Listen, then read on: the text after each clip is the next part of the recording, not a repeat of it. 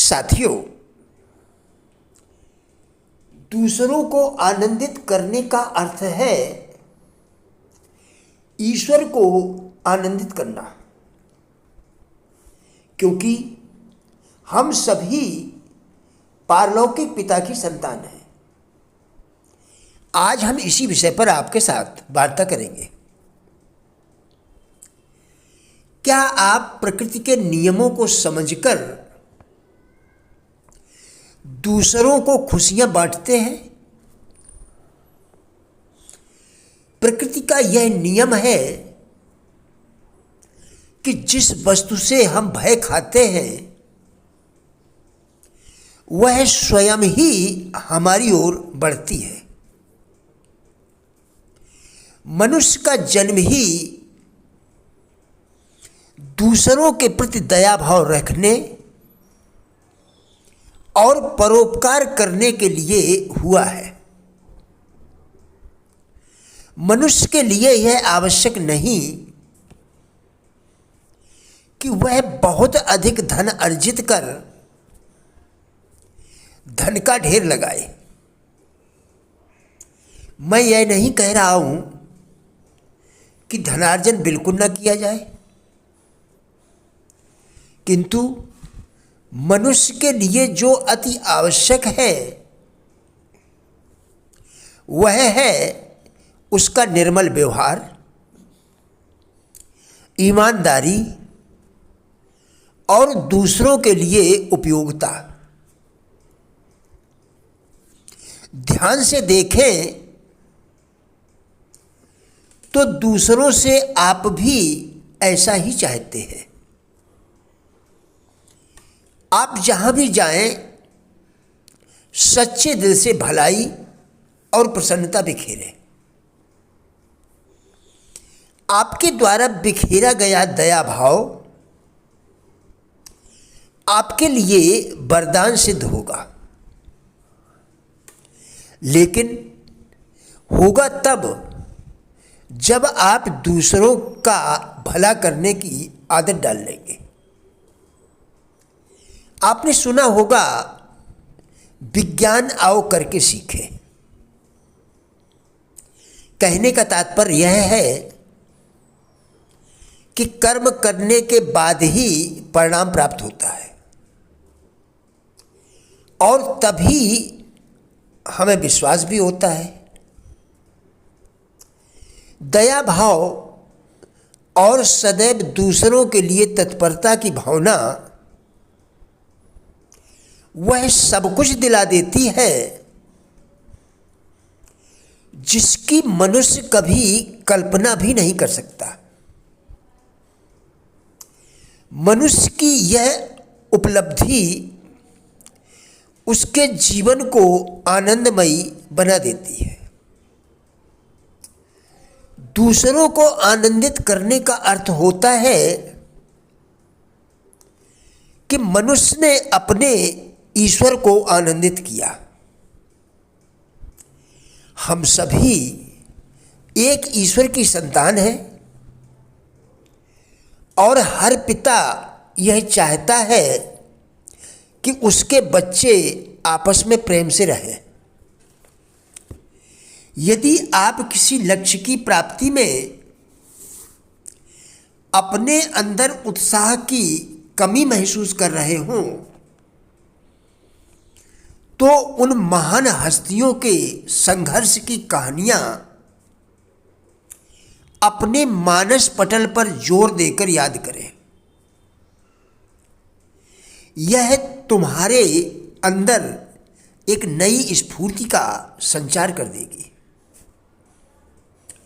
भय की जड़ ही मूर्खता होती है। भय एक भ्रम है, सृष्टा की योजना के विरुद्ध एक भाव है।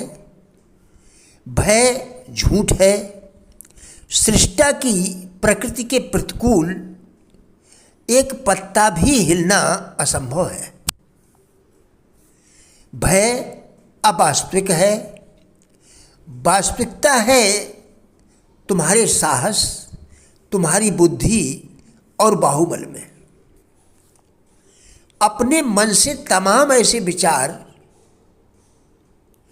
जो तुम्हारे जीवन से मेल ना खाते हों निकाल फेंको। अपने मन को क्षण भर भी खाली मत रखो। जब मन खाली होता है तो बेतुके और बेढंगे विचार तुमको भटकाने के लिए आ जाते हैं। मनुष्य के हृदय में उठी कोई भी अभिलाषा ईश्वर की प्रेरणा होती है। अपनी आकांक्षाओं को कभी कम मत मानो, कभी इनकी उपेक्षा मत करो, क्योंकि इनकी पूर्ति के माध्यम से तुम संसार में अपना अलग स्थान ग्रहण कर सकते हो। हमारा जीवन हमारी इच्छाओं और विश्वास का फल है। हम जैसा सोचते हैं वैसा ही हमारे साथ घटित होता है। हम जो और जितना चाहते हैं उतना ही हमें प्राप्त होता है। इसलिए सदा वही सोचो जो तुम चाहते हो। एक शिल्पी द्वारा किसी महल के नक्शा को जब सामने रखा जाता है तो वह केवल एक कागजी महल ही होता है, लेकिन महल को उसकी कल्पनाओं का मूर्त रूप उसकी दृढ़ता को दर्शाता है। हमारा जीवन भी कुछ इसी सिद्धांत पर चलता है। हम जो कुछ भी करना चाहते हैं या पाना चाहते हैं उसकी तस्वीर सर्वप्रथम अपने मन में बैठा लें। उसके बाद उसको मूर्त रूप देने के लिए संघर्ष प्रारंभ करें। हमारे जीवन का महल भी हमारे संघर्षों से एक दिन मूर्तिमान हो जाएगा। आत्मविश्वास व इच्छा शक्ति मनुष्य को अपने पैरों पर खड़ा करके चलना सिखाती है, किंतु यदि मनुष्य प्रयास ही न करे तो चलना भी नहीं सीख सकता। उठो मित्र, यह समझने का प्रयास करो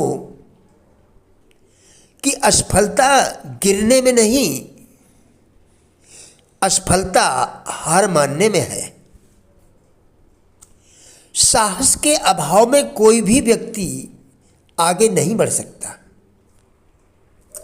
साहस मन का राजा होता है। उसके पतन के साथ ही दूसरी मानसिक शक्तियां भी साथ छोड़ने लगती हैं। प्रिय साथियों, राजेंद्र बल्हाटिया यूट्यूब चैनल के सभी वीडियोस एक अच्छी जिंदगी जीने के लिए अत्यंत ही उपयोगी है। हमारा विश्वास है कि इस चैनल के सभी वीडियोस आपको जरूर अच्छे लगेंगे। कृपया चैनल को सब्सक्राइब करें, जिससे इसी प्रकार के और भी वीडियोस आप लगातार देखकर अपने विचारों में परिवर्तन कर सकें। वीडियोस को लाइक एवं शेयर करके कृपया हमारे फेसबुक पेज गुड लाइफ को भी फॉलो करें, जिसका लिंक वीडियो के डिस्क्रिप्शन में दिया गया है। कृपया हमारा भी उत्साह बढ़ाएं। धन्यवाद।